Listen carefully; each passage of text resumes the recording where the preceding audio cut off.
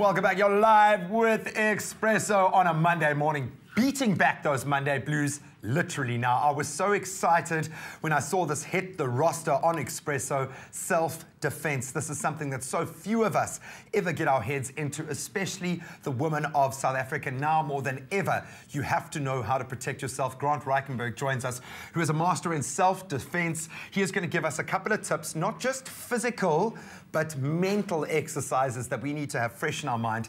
Leanne, I think you are probably more excited about this than I am. Absolutely, because I know that as women, number one, I think we're too trusting, we're too naive in many of these situations. Okay. We take things at face value, and we're not empowered. We're not empowered to protect ourselves when these situations come around. So I'm really, really happy that you're here, and I'm hoping that you can give me some really great tips on how to get myself out of a sticky situation if need be. Well, I hope we can. Thank you very much for having us.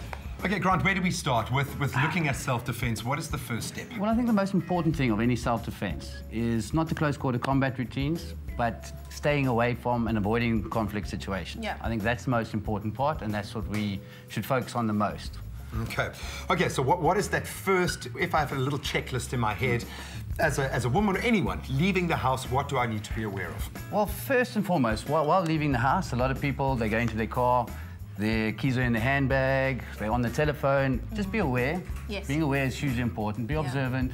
On your way to your car, have your keys in your hand, cell phone away. Definitely. When you get into your car, lock the doors and move away swiftly. Don't then check your makeup. Dilly-dally. Yeah. Make a quick call, text messages, move off swiftly, and just don't hang around any areas that aren't populated and aren't lit. Okay, so what are some of the scenarios that we could get into as women? Like you say, we're carrying things, we're on the phone, we're checking makeup. We should avoid all of those things, but what are some of the situations that we can get into if an attacker comes towards us? How would they attack us and how do we get out of it? Well, one of the most popular is a guy could grab you from like that, or maybe your collars. Yes. If that happened, if you just grabbed me here, I'll give you a quick demonstration. You take the same shoulders, you take your hand over, you drop it, and then you drop that way. Okay, that would be painful. It's incredibly painful. It's joint manipulation. Okay. So a person of weaker strength can do that to a much bigger, much stronger adversary. All right, so try with me quickly. Okay. All right, so then in this situation, I would do what? You would bring this hand over this side. Okay, I'd do that. So it's always over the thumb. outer hand Over the thumb. Over the thumb. And then the other one underneath, like so, and then you turn that way. But what you want to end up with is that. You want that as your ending focus. So if you show it's that, and the other hand comes, your thumb sneaks in over here. Okay. And then you don't just use your entire weight. And then you can give a couple of kicks to the shin.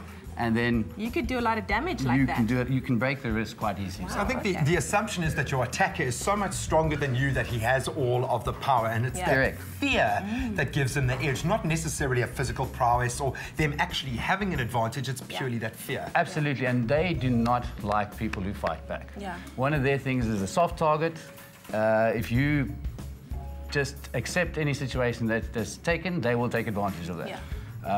Also, we don't advocate fighting back, or especially not when a weapon's involved, unless your life's in danger. Yeah. If it's just your things, please give them. Just let them It's go. not worth it. It's not worth your But at life. least you're empowered to know that if something further does happen, you've got some moves and maneuvers that you can. Absolutely. Okay, so let's do a little bit of a recap here. Let's go through that checklist in the brain of how we should assess a situation. When should we be using physical reaction? When should we just be compliant? Take us through that. Well, first and foremost, if there's a weapon involved, any weapon, you are compliant. Yeah. You always give everything you have.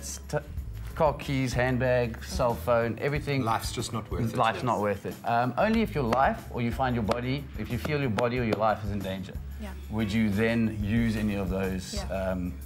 If you feel confident in if somebody grabs you, if you think you would like to, even for your things, by all means, but we don't advocate that. Yeah. Yeah, that's pretty much where I'd Those say. are the top things that you would need to know. Okay, well we're gonna work on those moves. I'm gonna be Leanne's dummy. You can manipulate my joints as much as you want. And you know what? It's not every day that I get to wear these shoes. So in case I'm not wearing these shoes, I might need to employ what you just taught me. Oh man, Absolutely. I think those are gonna help if an attacker is coming from the back. behind. Those Yeah. perfect. These babies will hurt you. Oh They yeah, will we're going to hurt get into you. a few more practical applications. This is awesome. All women, in fact, all South Africans need to have this preloaded in the brain to the point that it becomes muscle memory, that we just react in these moments of danger, but it starts with awareness. Right, on a much more positive track, let's get up to speed with the weekend's events. It was a busy one.